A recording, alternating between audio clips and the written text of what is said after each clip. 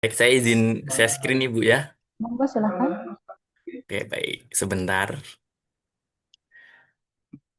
Share screen apa ya? Oke.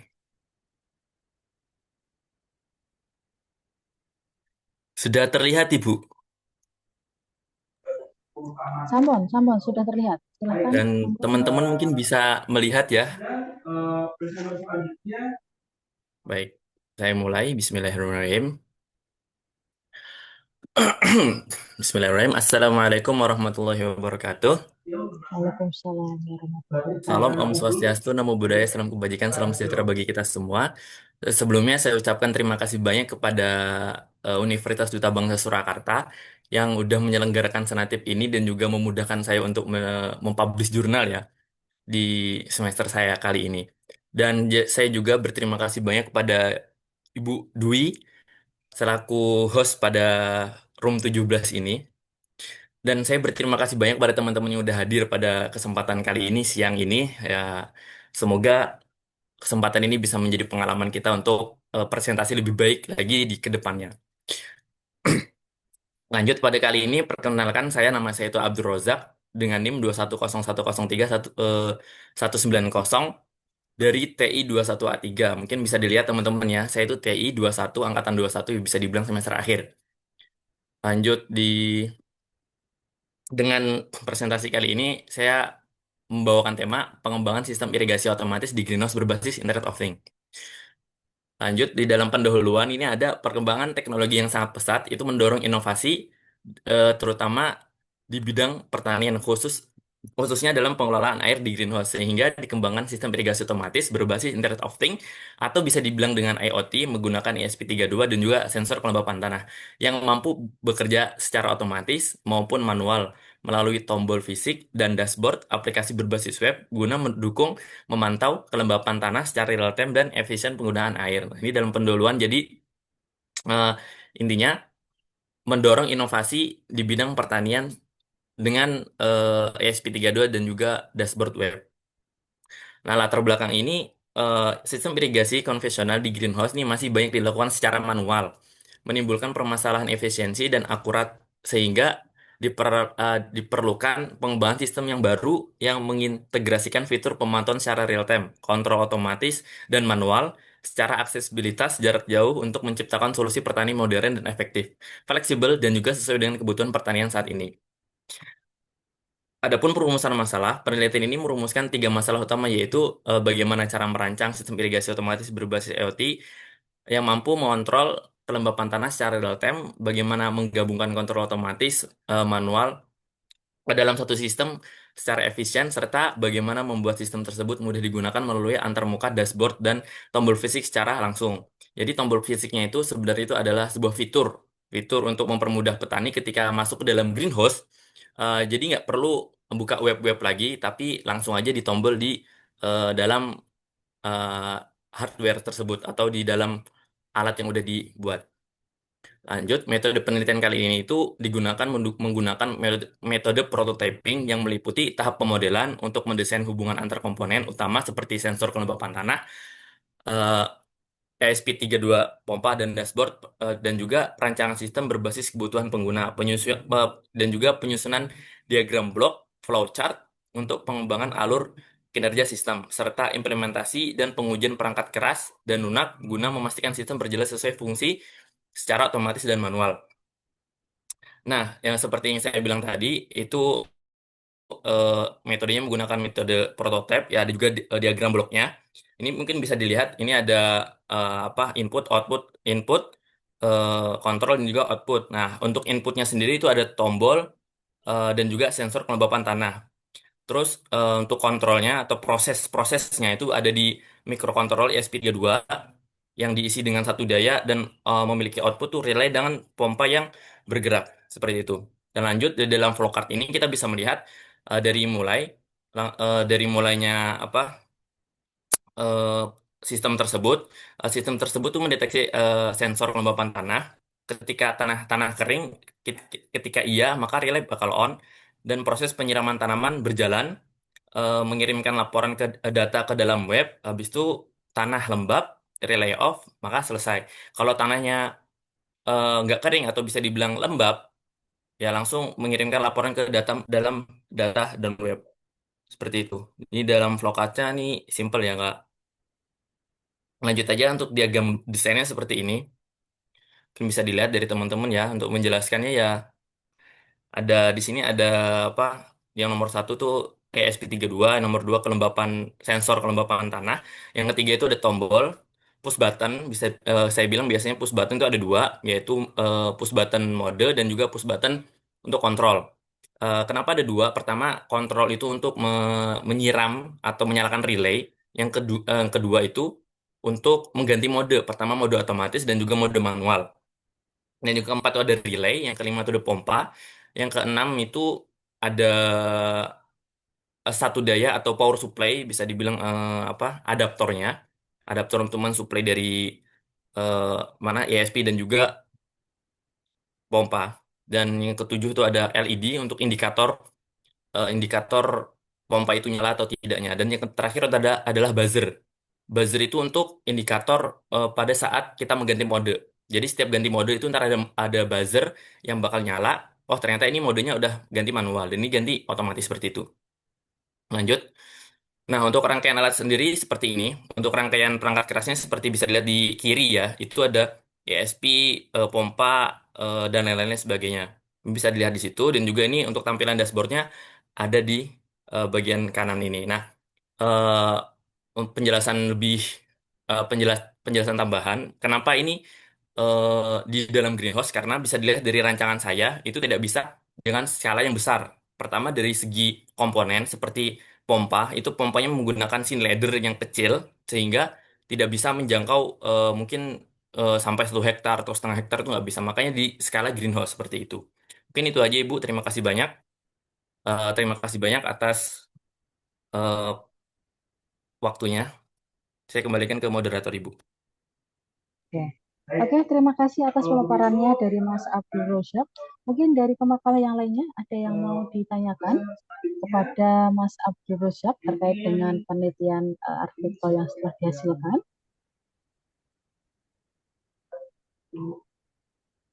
Oke, kalau seandainya tidak ada, saya mau tanya Mas. Topik yang Anda angkat itu kan sangat menarik ya Mas terkait dengan pengembangan sistem irigasi otomatis di greenhouse berbasis IoT. Nah, Betul. kalau dari alatnya itu berarti kan alatnya prosesnya kalau yang sekarang sudah jadi atau seperti apa Mas?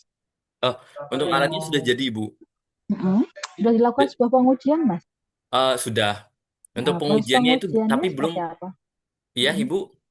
Proses pengujiannya yang dilaksanakan seperti apa? Oh, untuk proses pengujiannya itu eh, apa sensor tanah itu Mm-mm. sensor tanah sensor kelembapan tanah itu dimasukin ke dalam air Ibu. Seperti itu. Jadi cuma dimasukin air sama dikeluarin air itu aja. Oh ya. Berarti kalau di sana dia itu secara umum ya Mas greenhouse-nya ya tidak ada spesifik untuk tanaman yang digunakan ya? Betul, betul sekali Ibu. Nah, izin menambahkan lagi Ibu, kenapa Ya, ya. di greenhouse? Karena karena kita banyak banyak sekali kita melihat ya kalau greenhouse itu mungkin teman-teman kalau misal ke Tawamangu atau ke Boyolali sana kan di dalam greenhouse tuh ada kayak stroberi. Nah, itu satu tanaman saja. Kenapa eh, di greenhouse ya? Karena itu satu tanaman dan satu model. Nah, dengan tanaman yang sama itu otomatis kita bisa melihat oh tanaman stroberi ini butuhnya pH-nya sekian. Oh, stroberi ininya sekian. Akhirnya kita eh, tulis untuk sensor ini hanya khusus stroberi dengan kelembapan air di atas misalkan di atas 1.500. Jadi eh, 1.500 itu udah basah. Di bawah itu ntar eh, kering, nanti pompa itu akan nyala sehingga sampai ke 1.500. Jadi nggak lebih dan juga nggak kurang seperti itu Ibu. Kalau misalkan tanaman itu berbeda-beda, misalkan kayak misal kayak cabe, terus juga tomat dan lain-lain sebagainya, itu pasti kadar air di dalam tanah itu berbeda-beda sehingga saya mengambil greenhouse ini dengan satu tanaman saja, tapi tidak disebutkan tanaman apa itu Ibu. Hanya menyebutkan secara umum greenhouse-nya seperti itu. Ya, oke, oke. Terima kasih atas pemaparannya yang sangat luar biasa ya, Mas Abdul Rizak. Baik. Kita lanjutkan selanjutnya dengan judul artikelnya, analisis faktor sanitasi dan gizi terhadap kejadian stunting pada balita di Kabupaten Sidoarjo pada tahun 2022. Silahkan. untuk perwakilan dari tim Abdullah Azza Al Abbas, dipersilahkan. Aku banyak tanya nanti. Belum tak muti. Halo, apakah ada? Kalau tidak ada, terus saja nih. Kemudian ada artikel selanjutnya dengan sistem keamanan motor menggunakan sistem jadi M503 bekas Silakan, sampon terlihat dari Mas Abdullah Azza. Sudah tes. Assalamualaikum. Tes. Dengeran nggak Bu suara saya Bu? Terdengar, terdengar. Silakan. Terdengar Ini jelas, udah Mas kelihatan Abbas. belum layarnya Bu? Sampon, sampon. Sampon sudah bertanya. Belum dimulai sudah bertanya. Silakan. Iya, terima kasih. Masa enggak? Tidak bisa. Berantak. Bentar ya Bu. Ya, oke. Tes, tes, tes. Suara saya masuk Bu? Ya, terdengar tapi agak kecil sih, Mas. Agak kecil ya? Tes, Ya, tes, tes, tes, tes. ya, sampon terdengar. Monggo Sudah silakan. didengar belum? Sampon, sampon. Sampon. Bentar. Ini budgetnya dikit Bu. Oke, tes, tes, tes. Suaranya kedengaran Bu? Terdengar, Mas, terdengar. Silakan. Langsung saya mulai ya, Bismillah. Assalamualaikum warahmatullahi wabarakatuh. Waalaikumsalam Salam. warahmatullahi wabarakatuh. Waalaikumsalam Salam warahmatullahi sejahtera wabarakatuh. semuanya. Selamat. Lagi jawab sama. Oh ya, sabar. Jauh-jauh. Enggak apa-apa. Oke, baik Bu. Langsung. Pertama-tama, terima kasih atas waktunya kepada Bu Dwi dan juga rekan-rekan sekalian yang telah hadir di presentasi pada hari ini. Di sini saya akan bawakan presentasi tentang penelitian analisis faktor sanitasi dan gizi terhadap kejadian stunting pada balita di Kabupaten Sukoharjo pada tahun 2022. Saya sebagai penulis pertama yaitu Abdullah Azza Al Abbas dan bersama tim-tim saya dengan NIM 2301 03122 dengan kelas 23 TIA 4. Baik, langsung menuju ke latar belakangnya pendahuluan. Jadi di sini kita meneliti tentang stunting yang ada pada Sukoharjo. Di Kabupaten Sukoharjo ini perbedaan prevalensi stunting antar kecamatan cukup mencolok.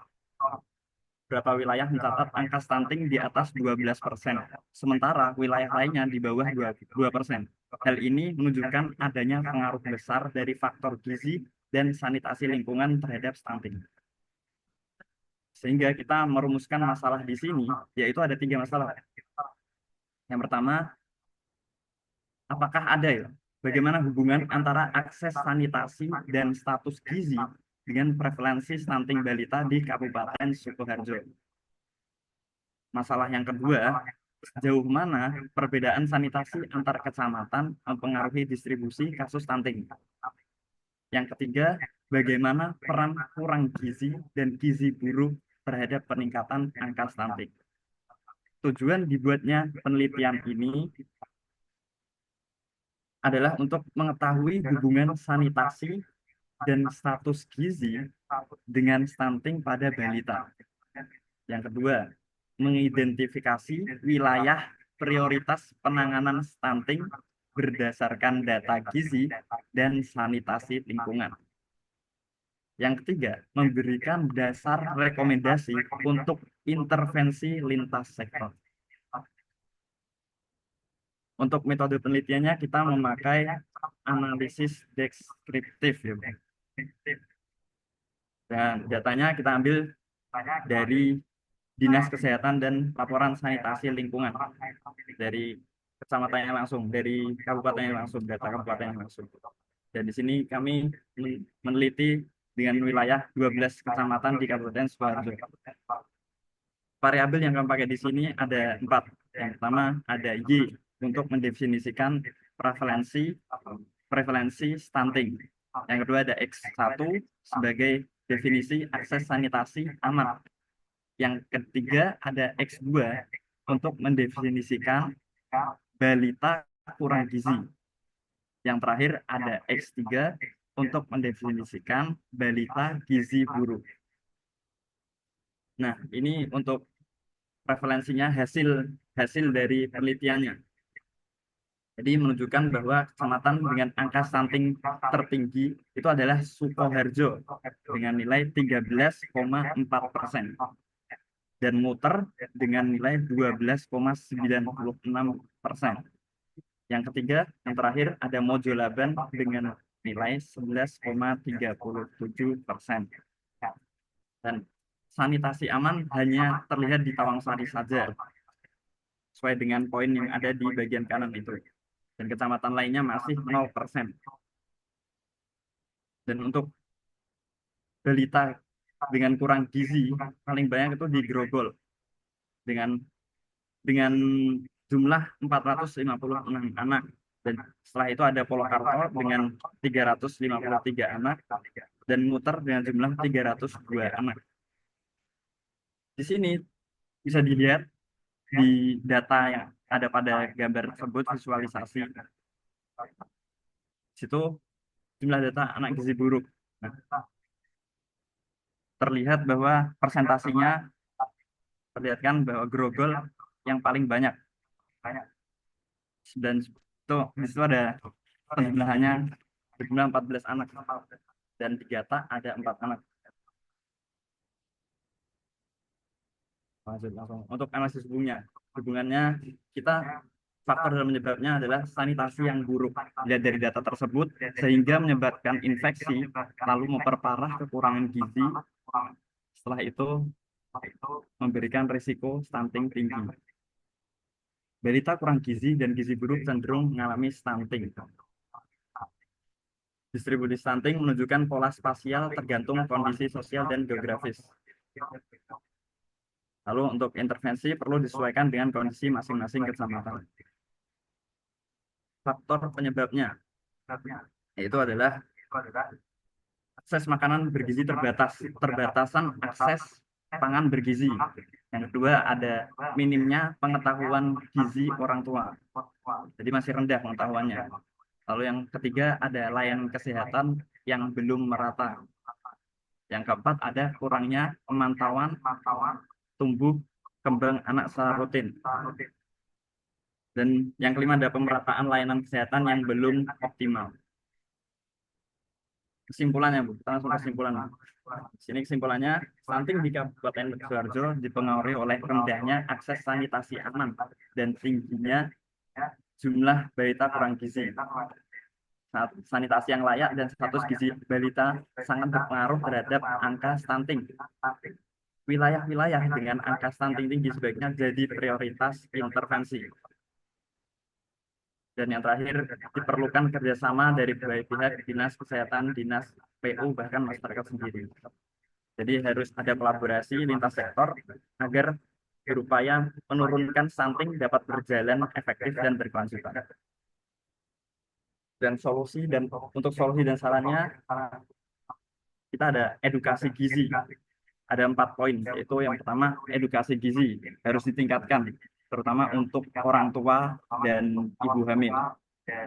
Yang kedua ada pembangunan fasilitas sanitasi yang layak di seluruh kecamatan agar menjadi prioritas dan mencegah penyakit menular. Yang ketiga ada perluasan layanan kesehatan seperti posyandu. Yang terakhir ada fokus pada wilayah prioritas yang tinggi presentasinya terhadap stunting tadi. Cukup sekian, Bu, dari saya.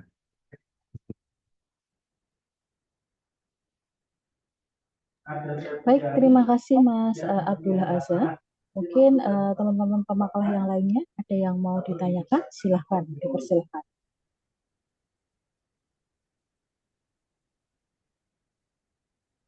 Ya, oke, oke ya teman-teman. Kalau tidak ada yang mau tanyakan, di sini Mas Abdullah, Ini kan terkait Ya. dengan faktor ya, terkait dengan stuntingnya. Berarti kalau dapat disimpulkan bahwa stunting kalau di Sukoharjo itu seperti apa kondisinya sekarang di tahun 2022 itu?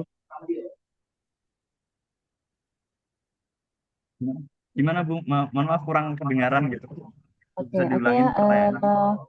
Kalau dapat disimpulkan, Mas, berarti antara kondisi stunting yang ada di tahun 2002 itu seperti apa sih hasil secara statistiknya? Oh, jadi kasus stunting yang ada di ini ya Bu, Sukoharjo itu ada berapa persen Mm-mm. gitu kan? Mm-mm. Iya, betul, Mas. Sekitaran 11 tadi Bu, di sini Bu.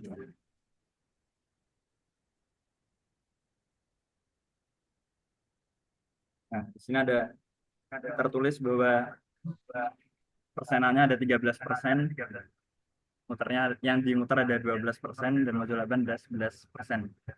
Persenan semuanya totalnya sekitar berapa?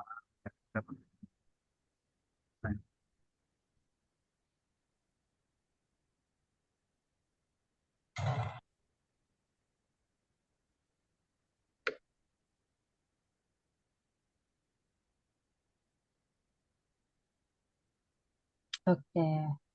Oke, Mas Abdullah, terima kasih atas pemaparan dari artikelnya yang luar biasa. Terima kasih, Mas Abdullah.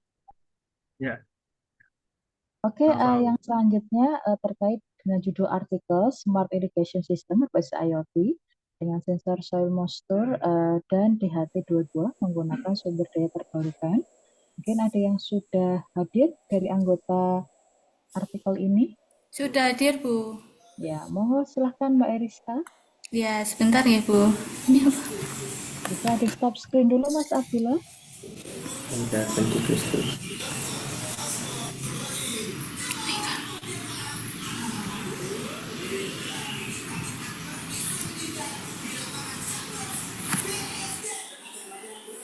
Sudah terlihat.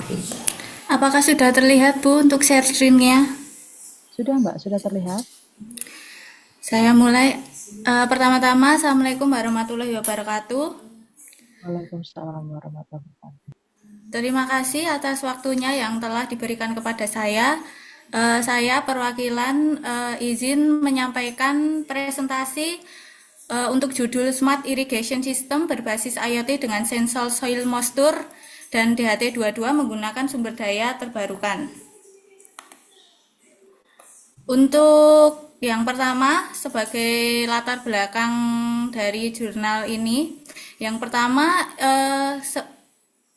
banyak irigasi konvensional yang boros air dan energi. Yang kedua, tantangan pertanian modern itu yaitu perubahan iklim dan keterbatasan listrik. Yang ketiga, IoT sebagai solusi irigasi presisi dan otomatis. Yang dimaksud dengan presisi itu kayak dapat dimonitoring kelembapan tanah secara real time, kelembapan udara dan sebagainya. Yang terakhir itu ada pertanian perlu sistem yang efisien, hemat energi dan mudah diawasi jarak jauh. Untuk tujuan penelitiannya yaitu yang pertama. Ini penelitian ini bertujuan merancang sistem irigasi otomatis berbasis IoT yang hemat energi dan dapat bekerja secara mandiri. Sistem ini diharapkan dapat memantau kondisi lingkungan yang mengatur penyiraman tanaman cabai secara otomatis dengan dukungan panel surya sebagai sumber daya utama serta akses monitoring jarak jauh. Untuk komponen sistemnya, yang pertama kita gunakan ESP32 sebagai pusat pengendali sistem, membaca sensor, mengontrol pompa, dan mengirim data ke website via Wi-Fi. Yang kedua ada sensor soil moisture dan DHT22 untuk membaca tingkat kelembapan tanah serta suhu dan kelembapan udara sebagai dasar keputusan penyiraman. Yang ketiga ada pompa mini dan relay. Pompa mengalirkan air ke tanaman. Relay dikendalikan oleh ESP32 sebagai saklar otomatis. Terus ada panel surya dan baterai Energi dari sinar matahari disimpan dalam baterai sebagai sumber daya utama sistem tanpa tergantung dengan listrik PLN. Terus ada step up converter MT3608, itu untuk mengubah tegangan dari baterai sekitar 3,7 volt menjadi 5 volt stabil untuk menyalakan ESP32 dan komponen lainnya. Yang terakhir ada Firebase dan website monitoring, platform penyimpanan dan visualisasi data sensor secara real time dan diakses dari mana saja melalui internet. Ini adalah flowchart dari alat kami. Yang pertama ada mulai sistem. Sistem diaktifkan, ESP32 menginstalisasi koneksi WiFi. Yang kedua, sensor membaca. Soil moisture dideteksi kelembapan tanah, dan sensor DHT22 mengukur suhu dan kelembapan udara. Untuk yang ketiga, itu ada pengiriman data ke Firebase.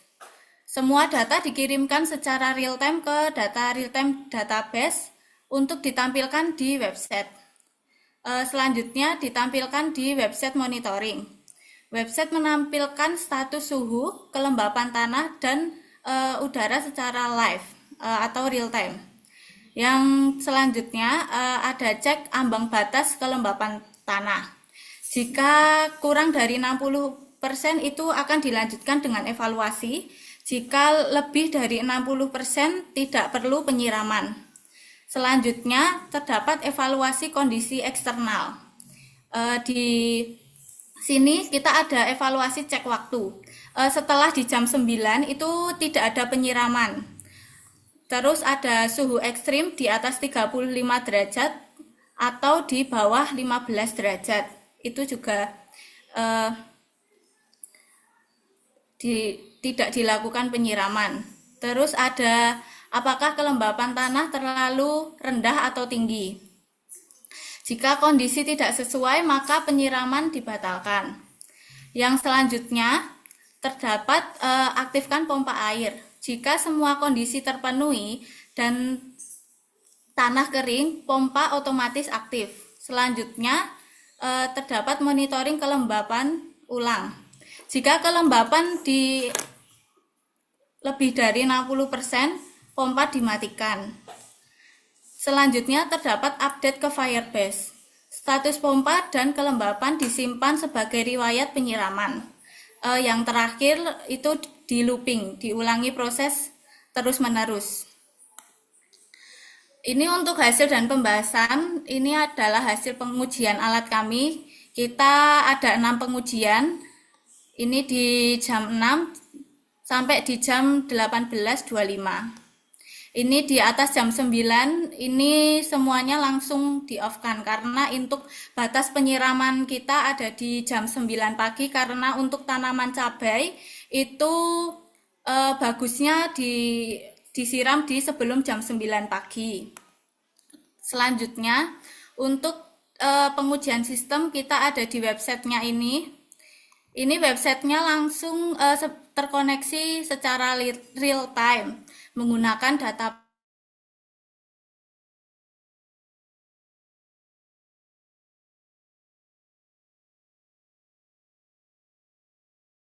untuk monitoring secara real time naik signifikan, itu nanti bisa dilihat dari grafiknya di sini. Ini ada suhu udara, ini juga real time. Kelembapan udara ini juga dikontrol secara real time. Ini adalah di sini tabel riwayat penyiraman. Jadi kalau alatnya itu menyiram, itu nanti langsung tersimpan di tabel penyiraman ini. Selanjutnya, hasil pengujian menunjukkan bahwa sistem berhasil menjalankan proses penyiraman otomatis sesuai dengan algoritma yang telah dirancang. Sensor soil moisture mampu membaca data kelembapan tanah secara akurat dan real time, sehingga pompa air aktif secara otomatis ketika kondisi tanah kering dan berhenti saat kelembapan tanah mencapai batas ideal. Selain itu, sensor DHT22 juga memberikan data suhu dan kelembapan udara secara stabil. Website monitoring yang terhubung dengan Firebase berhasil menampilkan kondisi lingkungan secara real-time dan menyimpan riwayat penyiraman ke dalam database. Untuk kesimpulannya, sistem irigasi otomatis berbasis IoT ini yang dirancang berhasil diimplementasikan. Dengan dukungan sensor soil moisture dan DHT22, mikrokontroler SP32 dan panel surya. Sistem dapat menyiram tanaman secara otomatis dan mandiri. Monitoring berbasis website ini memberikan kemudahan dalam pengawasan kondisi tanaman dari jarak jauh, cocok untuk pertanian cabai dan dapat dikembangkan lebih luas. Sekian, terima kasih. Apakah ada pertanyaan? Oke, terima kasih Mbak Eriska atas pemaparannya. Kalau di sini dapat disimpulkan ya bahwa kalau dari artikel ini dia itu irigasi, tapi dia itu tanamannya cabai ya Mbak. Ya, kita berfokus di tanaman cabai, Bu. Ya, semoga ya nanti penelitiannya bisa digunakan, bisa bermanfaat lah alatnya itu untuk petani cabainya. Ya, Ya, terima kasih Mbak Eriska. ya, terima kasih, Bu. Ya. Oke, teman-teman kita lanjutkan lagi yang selanjutnya dengan judul artikel implementasi sistem rekomendasi dokter berbasis content based filtering pada layanan konsultasi kesehatan. Sudah ada yang mewakili? Andre Tantri Zanuar. Ya, silahkan. Monggo.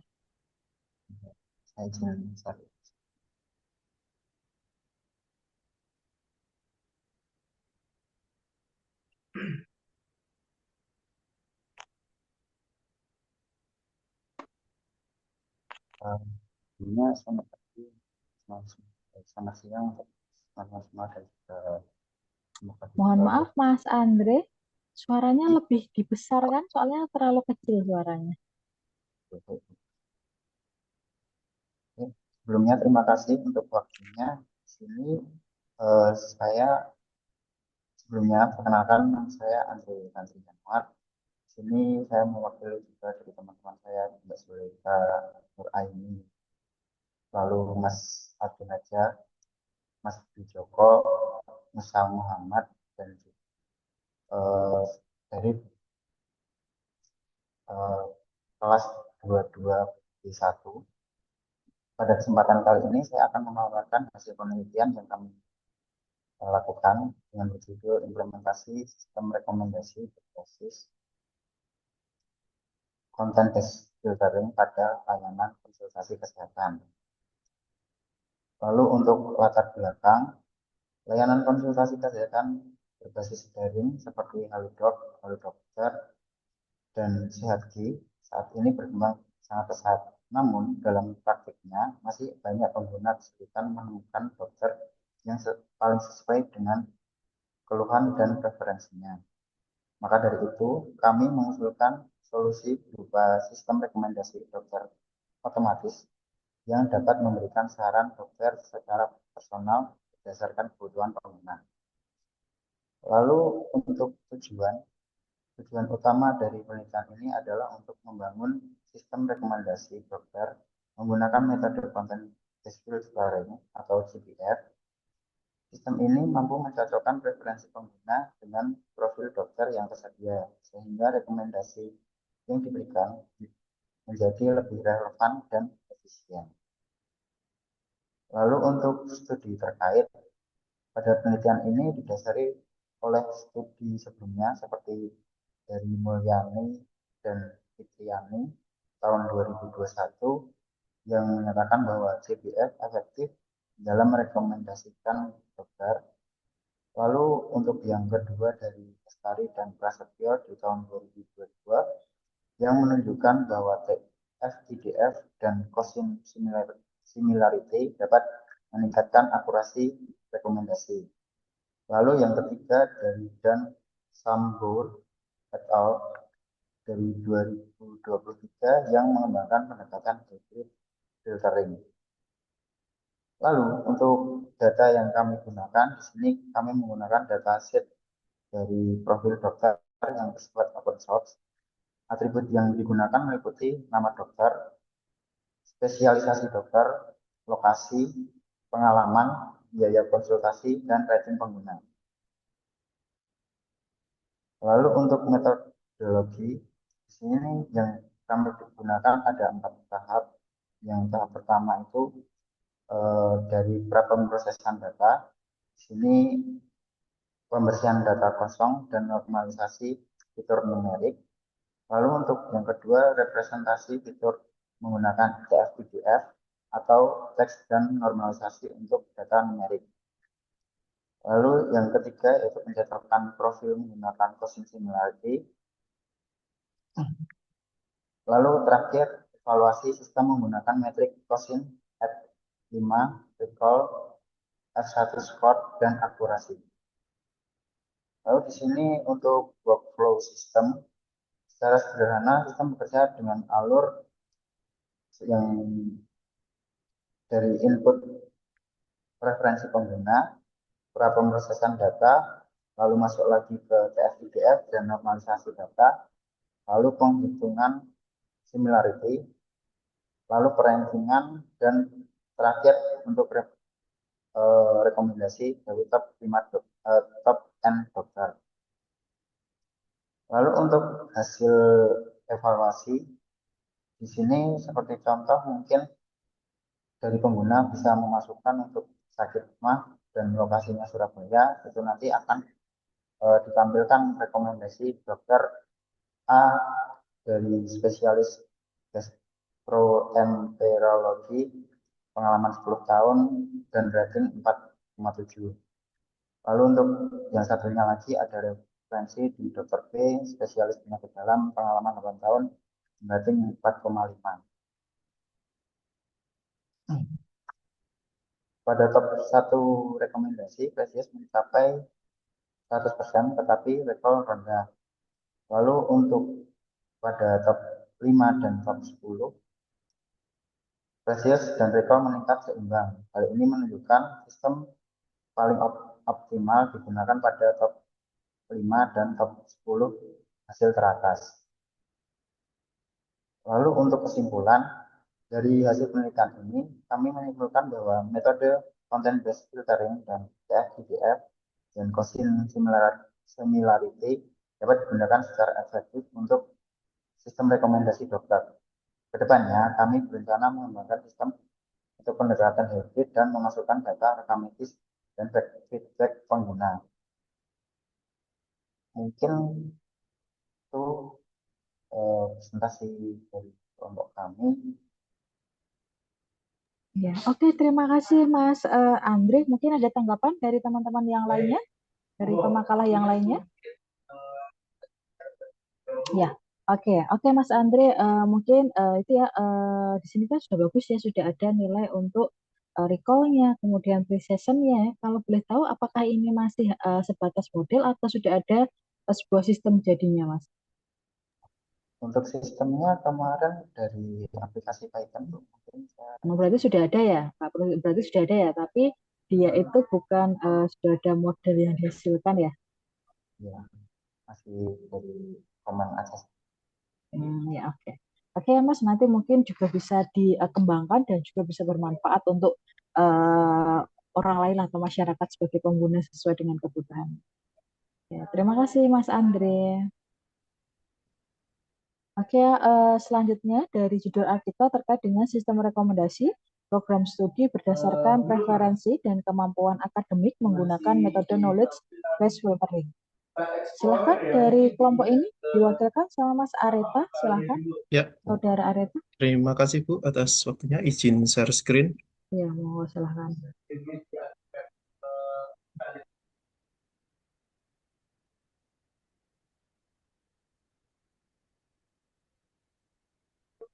Apakah sudah terlihat Bu? Sampun, silahkan. Sampun terlihat. Oke, Bismillahirrahmanirrahim. Assalamualaikum warahmatullahi wabarakatuh. Waalaikumsalam Selamat warahmatullahi siang rekan-rekan dan Ibu moderator, Ibu Dwi Hartanti.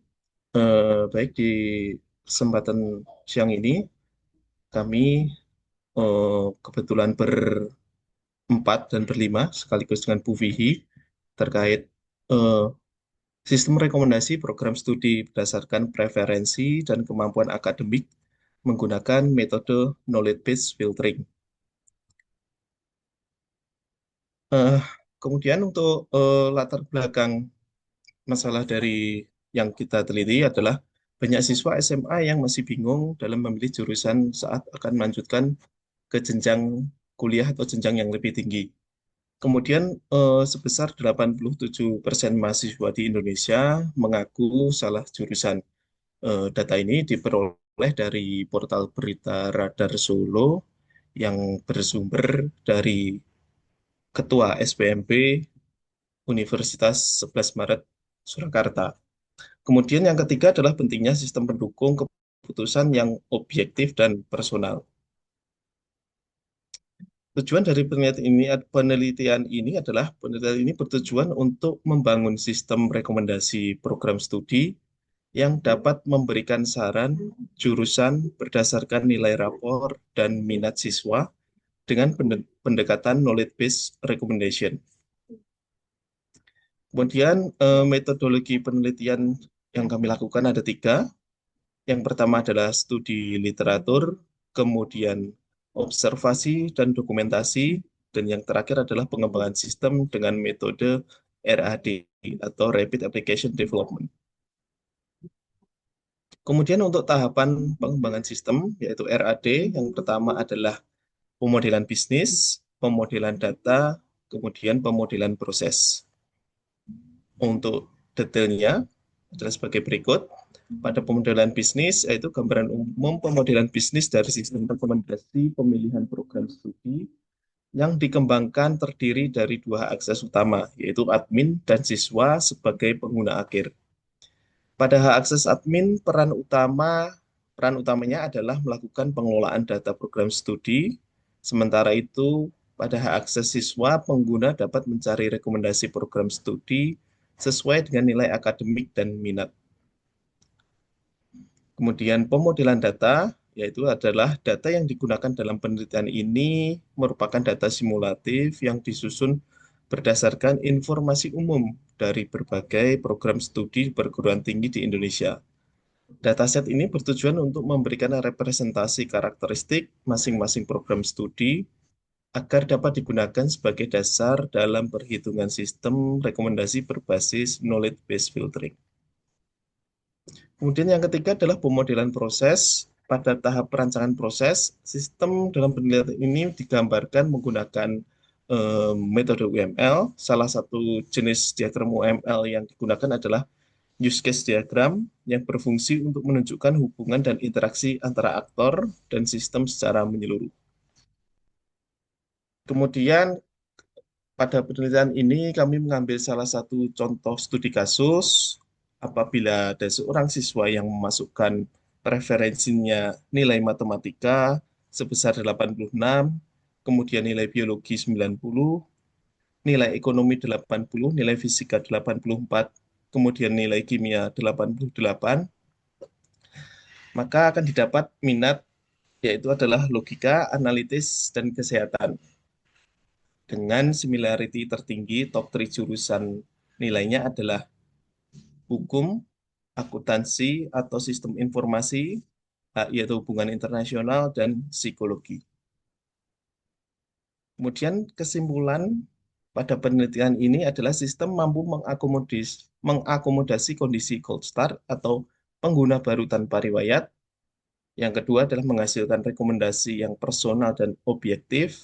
Dan yang ketiga adalah membantu siswa memilih jurusan secara logis dan transparan. Demikian presentasi dari kami. Kurang lebihnya mohon maaf. Bila taufiq wal hidayah. Wassalamualaikum warahmatullahi wabarakatuh. Waalaikumsalam warahmatullahi wabarakatuh. Terima kasih Saudara Areta. Sangat luar biasa ya untuk artikelnya yang dipaparkan, pematerinya. Saya mau mungkin ada tanggapan dari pemakalah yang lainnya. Ya, oke. Oke, Mas Areta ya. Berarti nanti kalau saya lihat tadi ya, dia itu atribut yang digunakan ada berapa, Mas Areta? Gimana, Bu? Atribut yang digunakan. atribut yang digunakan, Mm-mm. kebetulan kita ada, sebentar saya buka detailnya, Oh, berdasarkan ada 6, Bu. nilai-nilai tadi ya. Iya, Bu. Ya, 6. oke. Oke, berarti berdasarkan nilai-nilai untuk memilih jurusan dalam perkuliahannya ya, sesuai dengan preferensinya. Oke, Iya, terima betul, kasih Bu. Arita atas pemaparannya yang luar biasa. Terima kasih. Terima kasih kembali, Bu. Oke, yang selanjutnya dari artikel yang berjudul Sistem Irigasi Otomatis berbasis sensor kelembapan tanah pada tanaman cabai menggunakan LSP32. Silahkan dari artikel ini timnya yang mewakili, Mas Taufik.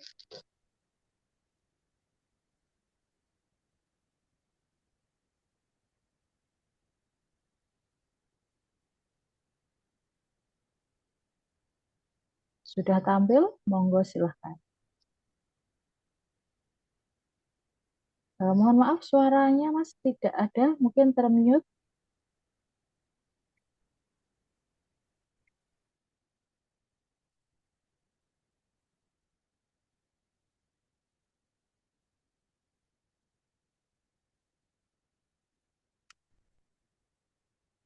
Suaranya masih belum ada, belum terdengar suaranya.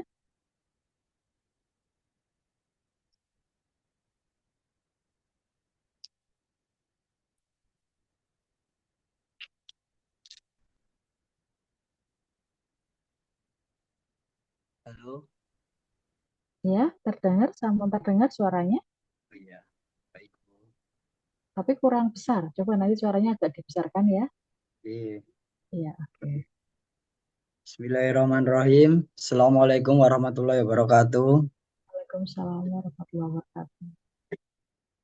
Di sini saya akan mempresentasikan sistem irigasi otomatis berbasis sensor kelembapan tanah pada tanaman cabai menggunakan SP32.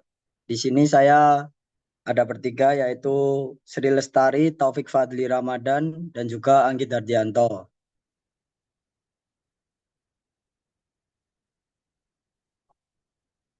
Untuk pendahuluan, latar belakang, penyiraman irigasi merupakan salah satu faktor penting dalam budidaya tanaman cabai, di mana kecukupan air sangat menentukan kelangsungan proses fotosintetis dan pertumbuhan tanaman yang optimal. Sayangnya hingga saat ini, sebagian besar petani masih menggunakan metode penyiraman manual yang tidak hanya memakan banyak waktu dan tenaga, tetapi juga seringkali tidak efisien dalam penggunaan air. Penyiraman yang berlebihan atau kurang dapat berdampak buruk terhadap kesehatan tanaman dan menurunkan produktivitas. Untuk mengatasi permasalahan tersebut, dibutuhkan sistem penyiraman otomatis yang dapat bekerja secara mandiri dan efisien. Kemajuan teknologi Internet of Things atau IoT memungkinkan dikembangkan sistem irigasi otomatis berbasis sensor kelembapan tanah dan microcontroller ESP32 yang dapat membaca kondisi tanah secara real-time dan mengatur penyiraman secara otomatis serta dikontrol dari jarak jauh melalui aplikasi seperti Blink. Rumusan masalah, yang pertama ada identifikasi masalah. Penyiraman tanaman cabai secara manual kurang efisien, memakan waktu dan tenaga, serta sering menyebabkan kelebihan atau kekurangan air. Yang kedua, studi masalah. Penelitian sebelumnya menunjukkan bahwa sistem irigasi otomatis berbasis IoT dapat mengatasi penyiraman manual, namun masih terbatas dalam hal kontrol jarak jauh dan efisiensi integrasi. Tujuan utama dari penelitian ini adalah untuk merancang dan membangun sistem irigasi otomatis menggunakan microcontroller ESP32 yang terintegrasi dengan sensor kelembapan tanah. Sistem ini diharapkan mampu membaca kadar air tanah dan mengontrol pompa air secara otomatis. Selain itu, sistem juga akan terintegrasi dengan aplikasi Blink sehingga proses pemantauan dan pengendalian dapat dilakukan secara real-time dari jarak jauh. Manfaat penelitian. Manfaat dari penelitian ini terbagi ke dalam beberapa aspek. Bagi petani, sistem ini memberikan solusi praktis untuk menghemat tenaga, waktu, dan penggunaan air dalam proses penyiraman tanaman. Bagi peneliti, dan pengembang teknologi, penelitian ini memberikan kontribusi dalam pengembangan sistem otomatis berbasis IoT yang aplikatif di bidang pertanian. Secara umum, sistem ini dapat menjadi salah satu solusi untuk mendukung pertanian modern yang ramah lingkungan, efisien, dan dapat meningkatkan hasil panen. Metodologi penelitian. Penelitian ini dimulai dengan tahap pengumpulan data melalui observasi langsung di lapangan serta studi literatur untuk mendukung pemahaman teknis dan fungsional sistem yang akan dibangun. Selanjutnya dilakukan analisis kebutuhan, yaitu mengidentifikasi komponen utama seperti ESP32, sensor kelembapan tanah, pompa air, modul relay, dan LCD. Setelah itu dilakukan tahap perancangan baik perangkat keras maupun perangkat lunak, disusul dengan tahap pembuatan alat yang mencakup proses perakitan dan integrasi komponen. Tahap terakhir adalah pengujian sistem yang bertujuan untuk mengetahui apakah alat berfungsi sesuai dengan yang diharapkan, khususnya dalam menanggapi perubahan kadar air dalam tanah dan mengontrol pompa secara otomatis. Nah, di sini kita lihat hasil penelitian. Kelembapan tanah 29%, status pompa menyala, 30% status pompa menyala, 32% status pompa menyala, 47% status pompa menyala, 48% status pompa menyala, hingga 49%. Pompa akan mati ketika angka 50 ke atas. Jadi kenapa kok pompa mati dari angka 50 ke atas? Karena kita lihat di lapangan bahwa kelembapan tanah yang baik untuk tanaman cabai itu 60% dari kadar airnya.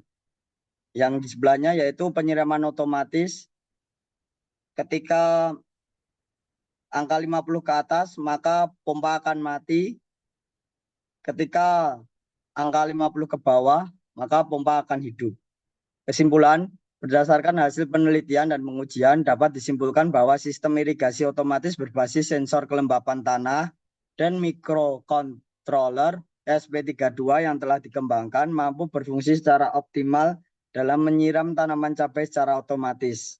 Sistem ini bekerja dengan prinsip ketika kelembapan tanah berada di bawah 50%, pompa akan menyala, dan ketika kelembapan di atas 50%, pompa akan mati secara otomatis. Hal ini membuktikan bahwa sistem dapat merespon perubahan kondisi tanah dengan cepat dan tepat, serta mampu dikendalikan dari jarak jauh melalui aplikasi Blink. Dengan demikian, sistem ini sangat membantu petani dalam melakukan penyiraman tanaman secara efisien, menghemat air, meningkatkan efektivitas kerja tanpa keterlibatan manual secara langsung. Sekian presentasi dari saya. Terima kasih. Mungkin ada pertanyaan dari teman-teman atau Bu Dwi selaku moderator. Oke, terima kasih Mas Taufik atas pemaparannya yang luar biasa ya. Mungkin sebelumnya kan juga sama ya Mas terkait dengan irigasi ya. Yang sebelumnya juga ada terkait dengan tanaman cabai. Nah, kalau kelebihan dari punyanya Mas Taufik ini apa sih? Mungkin ini tadi kan kalau di ROM 17 ini ada 3. Yang pertama kalau nggak salah tadi Mas Abdul Rozak. Kalau punya Mas Abdul Rozak itu tadi juga sama irigasi, tapi kan untuk tumbuhan menyeluruh, bukan hanya untuk tanaman cabai. Yang kedua tadi dari Mbak Eriska itu hampir sama, tetapi kalau Mbak Eriska kan memakai sensor DHT 22 kalau nggak salah. Nah, kalau dari kami itu untuk rangkaiannya cukup simpel, yaitu menggunakan sensor kelembapan dan juga SP32 sama relay dan juga menggunakan pompa. Jadi punya kami itu Bu, ketika sensor kelembapan itu menunjukkan angka di bawah 50, maka pompa itu akan menyala. Tapi kan untuk dari Mbak Eriska tadi ada jam penyiraman. Nah, kalau punya kami belum ada seperti itu mungkin Bu. Oke ya. Berarti di sini nanti mungkin juga bisa dikembangkan ya Mas, dan juga bisa bermanfaat untuk yang menggunakan. Mungkin Ya, bisa baik dari Bu. kepada Terima kasih. atau orang yang ingin menggeluti dalam dunia percapaian lah ya, penanaman cabai. Ya, Terima kasih Mas Taufik atas pemaparannya. ya baik Bu. Terima kasih. Oke, yang Masuk. selanjutnya dari judul artikel analisis performa autentifikasi wajah dari sistem informasi manajemen rumah sakit menggunakan model Tinnitus Generator dari Face APA.js. Silahkan dari Tony Awaludin, saudara Tony Awaludin. Ya, Bu.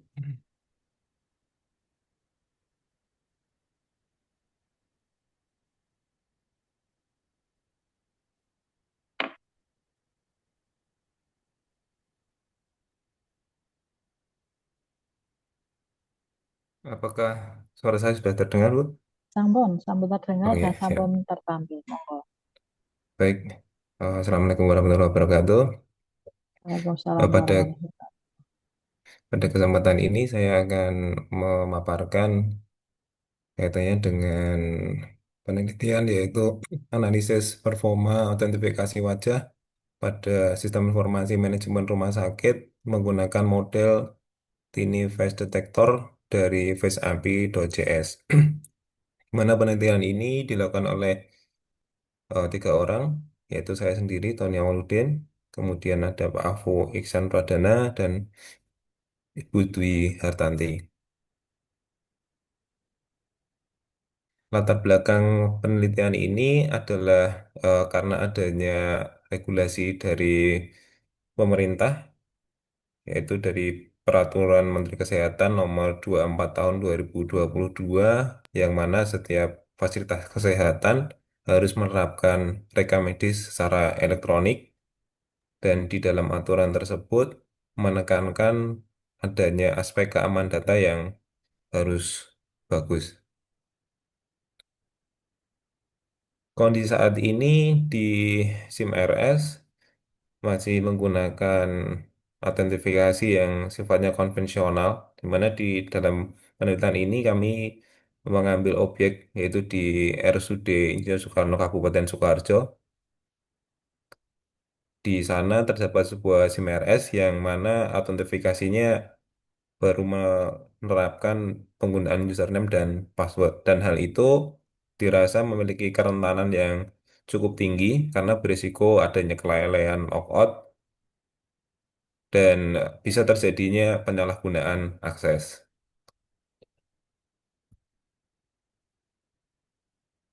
Dan tujuan penelitian ini adalah menganalisa tingkat akurasi identifikasi dan kecepatan respon penggunaan model Tiny Face Detector dari FaceAPI.js yang akan diintegrasikan dengan SIM-RS.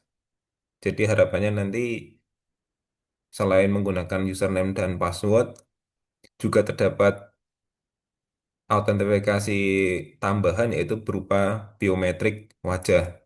Jadi kerentanan yang saat ini ada di dalam autentifikasi yang konvensional, username dan password, harapannya nanti bisa disolusikan dengan adanya sistem cerdas berupa pendeteksian wajah.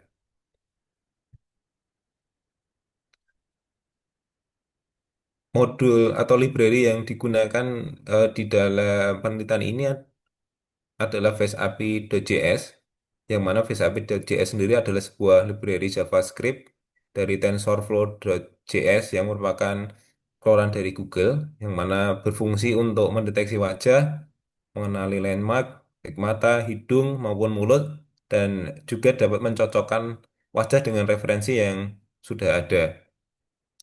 Nah, di dalam FaceAPI.js ini ada sebuah model bernama Tiny Face Detector, di mana model ini adalah model yang sudah pre-train, jadi sudah siap digunakan, yang mana memiliki keunggulan dari Tiny Face Detector ini karena memiliki kemampuan untuk mendeteksi secara real time dan konsumsi memori dan daya yang cukup rendah. Jadi sangat cocok jika digunakan pada perangkat-perangkat dengan jenis yang atau dengan spesifikasi yang masih tergolong menengah ke bawah pun sudah bisa digunakan.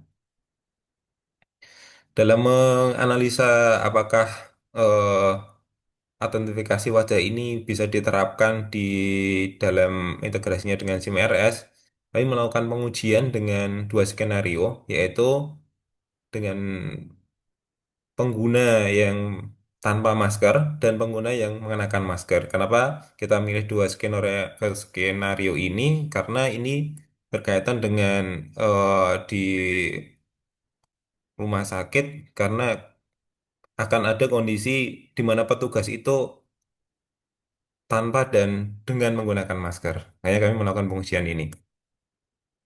Pada tahapan deteksi wajah dengan Tiny Face Detector itu dimulai dari ketika pengguna itu melakukan login ke CMRS menggunakan browser, maka dari CMRS akan meminta akses ke webcam yang terpasang di komputer pengguna. Kemudian dari webcam tersebut melakukan tangkapan citra secara real time. Jadi bentuknya video yang live seperti itu. Nah, setelah tadi mendapatkan gambar, lantas wajah dianalisis, gambar dibekim dalam grid, lalu model yang saat ini akan digunakan yaitu ini face detector tersebut melakukan analisa dari bagian dan tiap bagian yang menggunakan bounding box dari berbagai ukuran. Selanjutnya adalah hasil deteksi. Jika wajah terdeteksi, sistem akan menampilkan bounding box dengan nilai confidence score yang menunjukkan tingkat keyakinan model. Jadi dari model ini juga melakukan penilaian seberapa confident skornya. Selanjutnya adalah pada tahapan identifikasi dan pencocokan wajah. Di ekstraksi fitur, titik wajah atau facial landmark itu diidentifikasi menggunakan model face landmark 68.net untuk membentuk struktur wajah yang akurat. Jadi wajah tadi yang sudah ditangkap di kamera, kemudian sudah eh, dideteksi ini sebagai wajah oleh model Tiny Face Detector. Selanjutnya digambar oleh Face Landmark 68net ini untuk menentukan struktur wajahnya agar lebih akurat. Kemudian model Face Recognition.net itu menghasilkan vektor 18 dimensi atau disebut face descriptor dari wajah pengguna.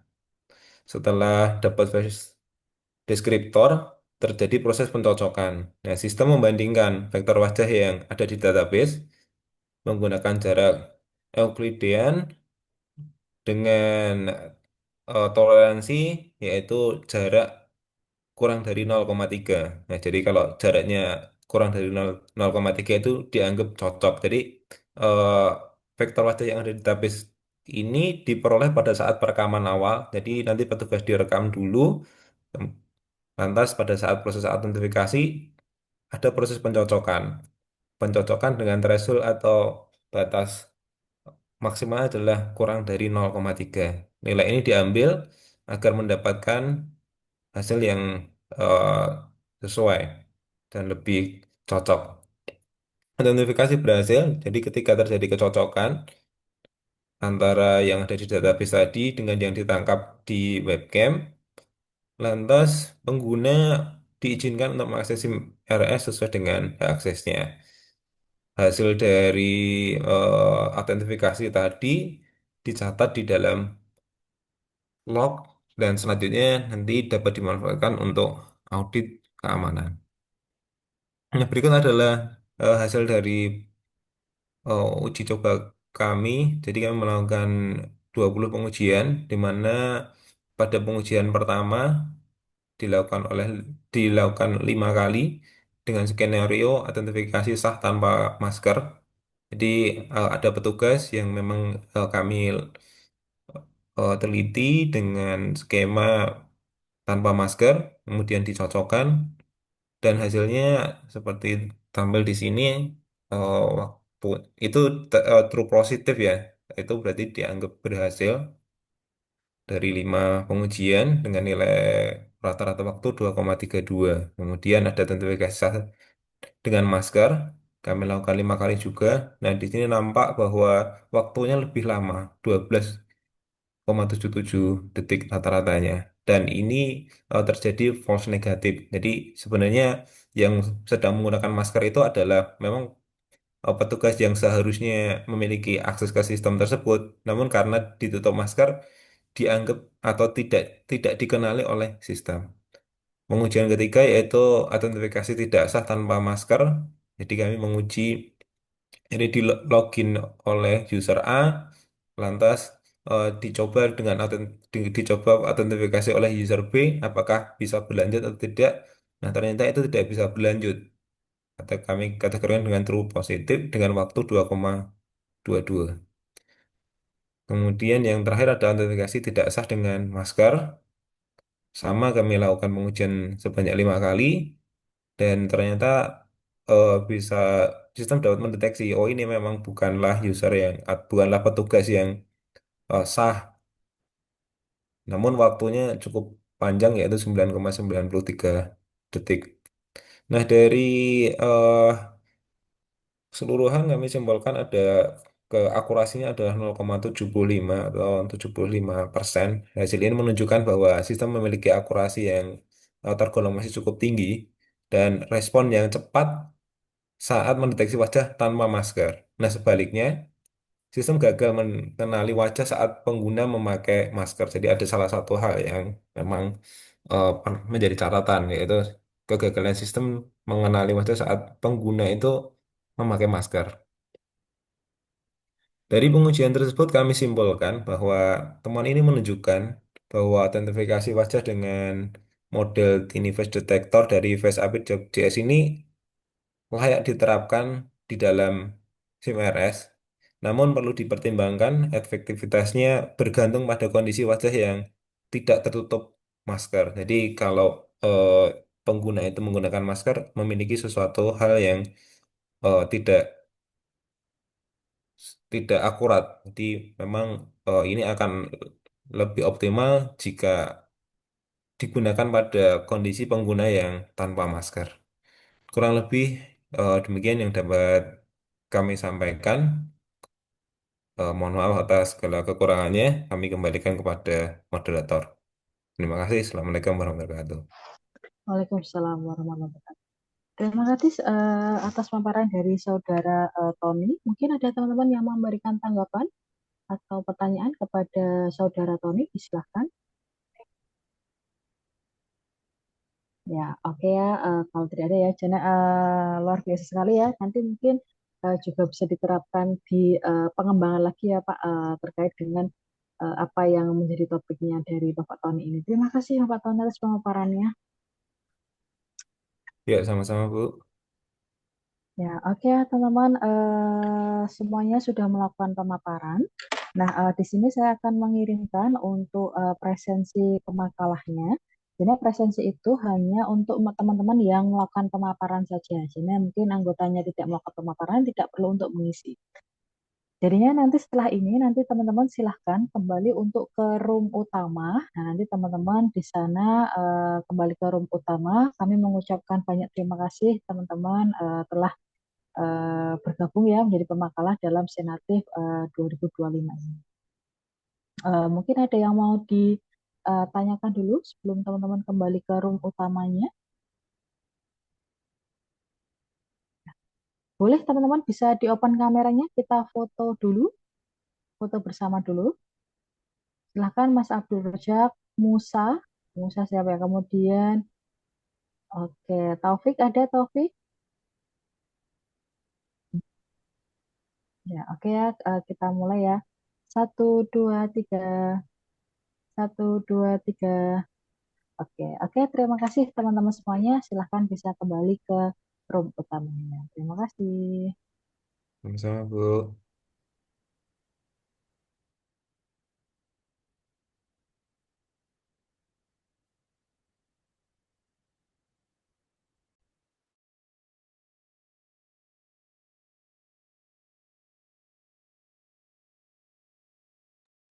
Bu, izin bertanya Ibu.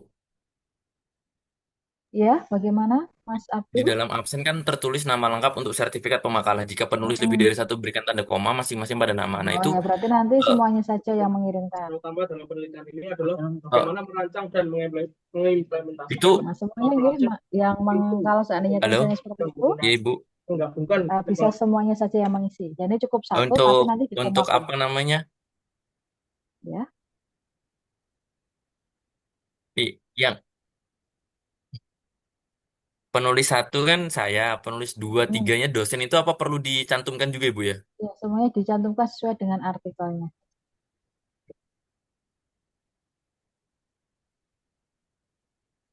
Sesuai dengan penulis dalam artikelnya saja, Mas.